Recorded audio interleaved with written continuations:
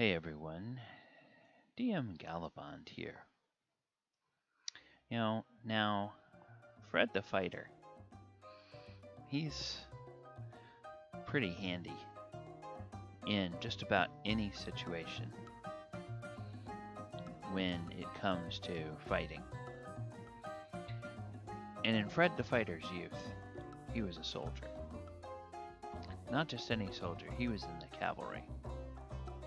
So that meant that he had a lot of experience fighting from horseback. And so, when the party comes up against enemies now, and Fred has his trusty steed, Fred the Fighter is really, really devastating because he, ladies and gentlemen, has the Mounted Combatant feat. Hey everyone, I am DM Gallibond. This is Skills on Sunday for November 1st, 2020, and today we are talking about the feat Mounted Combatant. So, what is a mounted combatant?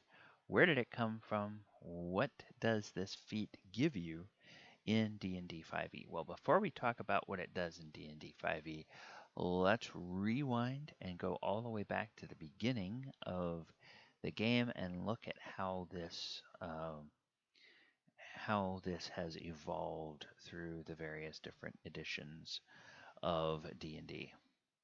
All right, so when we go to original D&D, they had a list of skills, and writing was one of the skills. And we can see kind of the first glimmers of where Mounted Combatant came from here. You have to choose the type of animal. So that, and in this instance, it was not just choosing a class of like four-legged animals. When they say choose a type, that meant you had to choose a horse, or you had to choose a camel, or you had to choose a donkey, or whatever it was. It was not good enough to just say that there was a class of like four-legged beasts that you could ride. So includes the basic care and feeding of a riding animal and ability to control it under difficult circumstances. And that's the key term there. Riding rolls are required if the character is trying to use a weapon from the back of a riding animal. Failure means the mount is moving too much for the character to use the weapon. So there's the mounted combatant bit. And then riding skill allows the character to ride one type of animal. Wishes to know how to ride two different types of beasts must buy two different riding skills. Horses are one type, giant eagles are another type. So when a character uses riding skill on the wrong animal, when a horse rider uses it on a camel, there is a +4 penalty to their riding rolls. Now, pause here. In this edition, you have to roll under your skill total. So a +4 penalty means you're adding 4 to your roll, making it more difficult to roll under your roll. When you don't have the riding skill at all and you try to ride the animal, you have to make a dex check with a +8 penalty. So this is a severe penalty to trying to do anything. And this particular skill only comes in into play in difficult situations. Now, they give an example of when the animal is spooked. I am going to say, as the DM, I would say this includes when you're trying to attack somebody with a weapon while you are riding. That's going to be a difficult situation because most people who are just average riders are going to hold on to the reins or hold on to the animal and control it with both hands. If you want to take one hand off and try to be swinging a weapon, well, your body weight is going to be shifting around, and that animal is going to be going, "What the heck is this rider doing?" And you have to have this skill in order to keep the animal, sort of guiding what you want it to do while you're trying to swing your weapon. So That would be the ruling I would make. That's the way I would handle that situation. So there you go. The riding skill is kind of the first glimmer of what mounted combatant will become. All right, in first edition they didn't have any skill. Second edition they came back with proficiencies, and now there's land-based riding proficiencies. Um, they're proficient in the art of riding and handling horses or other types of ground mounts. So now you see this time it expands it out. So you'd probably have the horses and the camels would fall under the same category in this edition of the game. Um, when proficiency slot is filled, must declare which type of mount he's proficient in. Possibilities include unicorns, dire wolves, and virtually any creature used as mounts by humans, demi-humans, or humans. Okay, well, I just take that back. You have to declare the actual type, not just ground mounts. Character with riding proficiency can perform all the following feats. Some of them are automatic, others require a proficiency check. So you can vault into the saddle. Does not require a check, but you must make a check if you wish to get the mount moving during the same round when you land in the saddle. You can urge the mount to jump tall obstacles or leap across gaps. No check is required if the obstacle is less than 3 feet tall or gap is less than 12 feet wide. And mount can be urged to leap obstacles up to 7 feet high or gaps across or 30 feet across. You can spur your steed to great speeds, adding 6 feet per round to the animal's movement rate up to 4 turns. Now remember, a turn is 10 minutes, and a round here is 6 seconds. So there's 6 rounds in a minute, and there's 10 minutes in a turn. So 6 times 10 is 60, times 4 turns, 6 times, that's 240 rounds that you could go. Okay, then you have to make a check each turn to see if the mount can be pushed this hard. If you fail, it has to slow to a walk.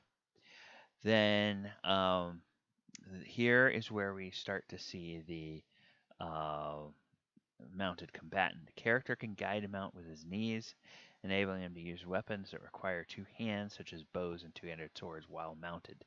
Does not require a proficiency check unless the character takes damage while riding. And in this case, a check is required, and failure means the character falls to the ground and sustains an additional 1d6 points of damage from the fall. Character can drop down and hang alongside the steed, using it as a shield against attack, and cannot make an attack or wear armor while performing this feat. Armor class is lowered by 6 while this maneuver is performed. And once again, remember, in this edition, lower armor class is better.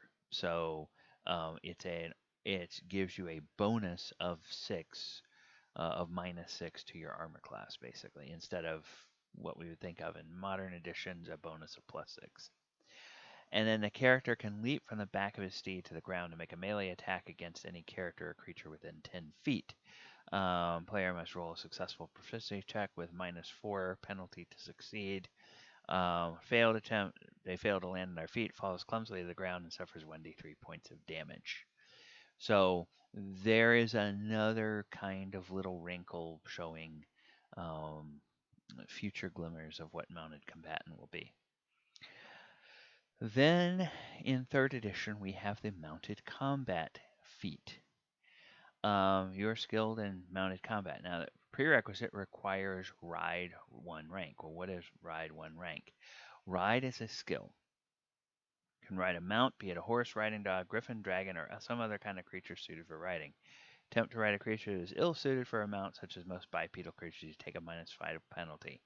Typical riding actions don't require checks. You can saddle, mount, ride, and dismount from a mount without problems. The following tasks do require checks: guide with knees, stay in the saddle, fight with a warhorse, cover, soft fall, leap, spur mount, control mount in battle, and fast mount or dismount. And then you have an armor check penalty for the fast mount or dismount, which that is because the dex thing that impacts your armor check if you're wearing heavy armor. So guide with your knees, react instantly to guide your mount with knees, so use both hands in combat. Make a ride check at the start of your turn. Fail, you can use only one hand because you need to use the other to control your. So stay in the saddle instantly to try to avoid when your mount rears or bolts unexpectedly or when you take damage. Fight with a warhorse. Direct your war-trained mount to attack in battle. Cover, drop down and hang alongside your mount using it as cover. See, there's a callback to second edition right there. Soft fall, try to take no damage when you fall from a mount, such as when it's killed or when it falls, for example. Leap, get your mount to leap obstacles. Spur a mount to greater speed with a move action. Control mount in battle. Move action, attempt to control light horse, pony, heavy horse, or other mount not trained for riding in combat. Now, see, you don't need to do that on a warhorse because they are trained for battle. Fast mount or dismount, attempt to mount or dismount from a mount of the same category larger than yourself is free action, provided you still have move action available that round. And then riding bareback, you take a -5 penalty, and if your mount has a military saddle, you get a +2 circumstance bonus. Ride check is prerequisite for feats mounted archery, mounted combat, ride by attack, spirited charge, trample. So you see now there's whole tons of different sub feats that are here, and we're going to take a look at a few of these. So mounted archery. Using ranged weapons while in combat. So penalty you take when using a ranged weapon while mounted is halved. -2 instead of -4 if your mount is taking a double move. -4 instead of -8 is your mount is running. And then mounted combat. Once per round when your mount is hit in combat, you may attempt a ride check to negate the hit. The hit is negated if your ride check result is greater than the opponent's attack roll. Essentially, the ride check becomes the mount's armor class if it's higher than the mount's regular AC. And a fighter may select mounted combat as one of his fighter bonus feats. So let's see. So mounted archery, mounted combat, ride by attack. Let's take a look at ride by attack.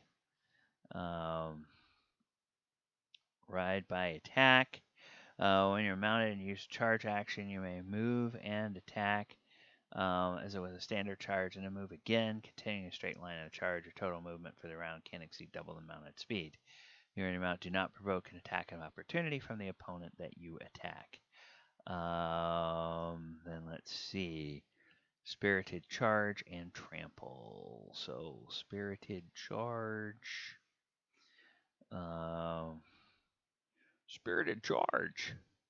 Trained in making devastating mounted charge, ride one rank, mounted combat, ride by attack.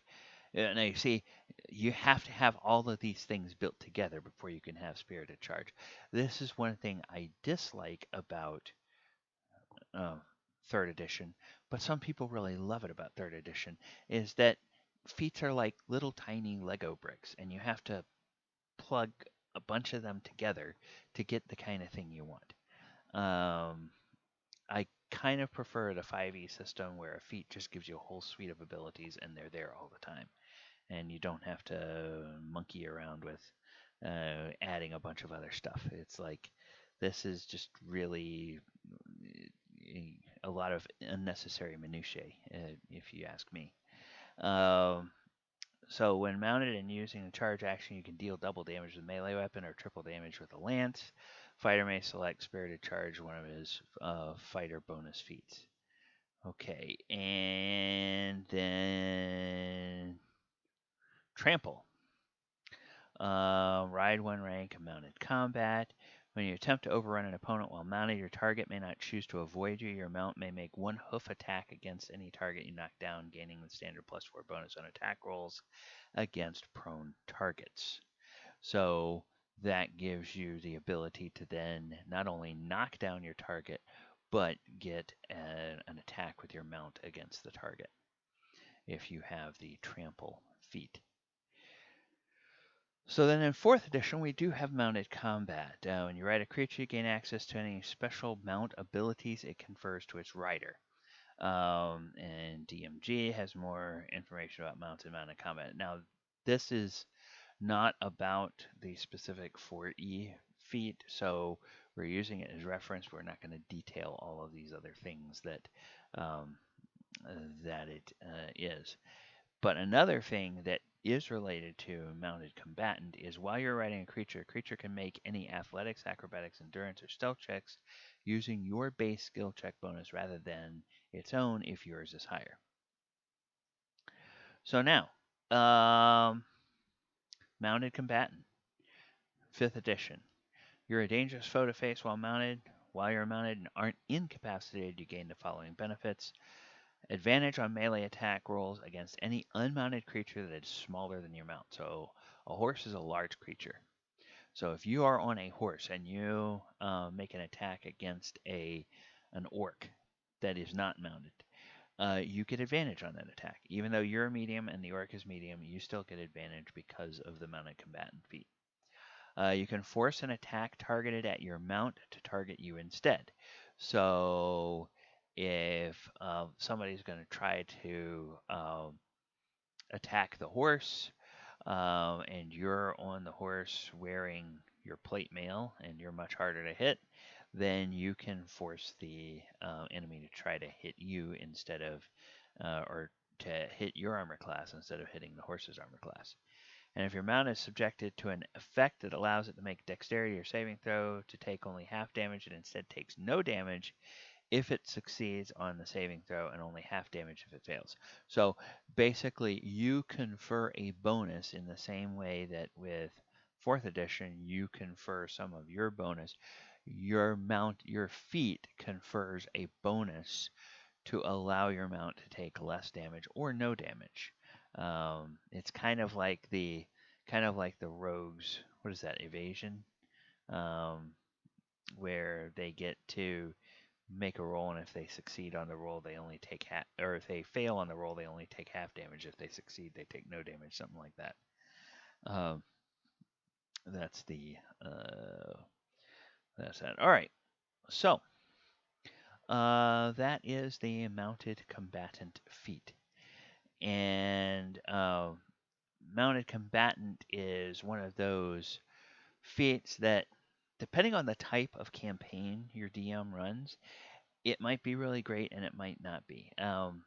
For the campaigns that we've been running, not a lot of the players have mounts. So I really haven't put them in any situation where they need to be mounted. You know, with the one planeswalking campaign, um, we might wind up going someplace where mounted combat is something really important. And so, if any of the players take this feat, it might really help them.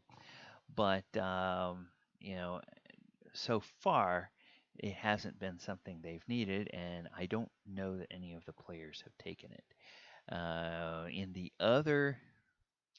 In the published campaigns that we're playing through in the Sword Coast Chronicles, I don't think there's a whole lot of, at least not in the story parts that I've read. There's not really a whole lot of mounted combat stuff in there. That seems to be something that's a little bit might be a little bit missing in 5th edition.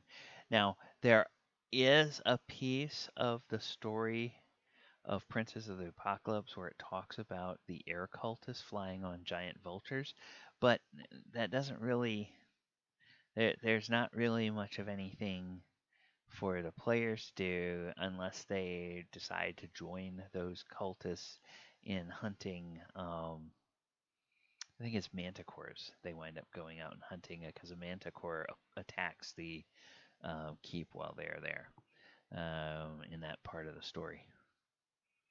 All right. This has been Mounted Combatant. I have been DM Gallibond. And if you like everything that we're doing here on this channel, please go down and click on the subscribe button, like the video, share the video, click the post notification bell so that you can be notified every time a new piece of content drops on the channel. Until next time, take care.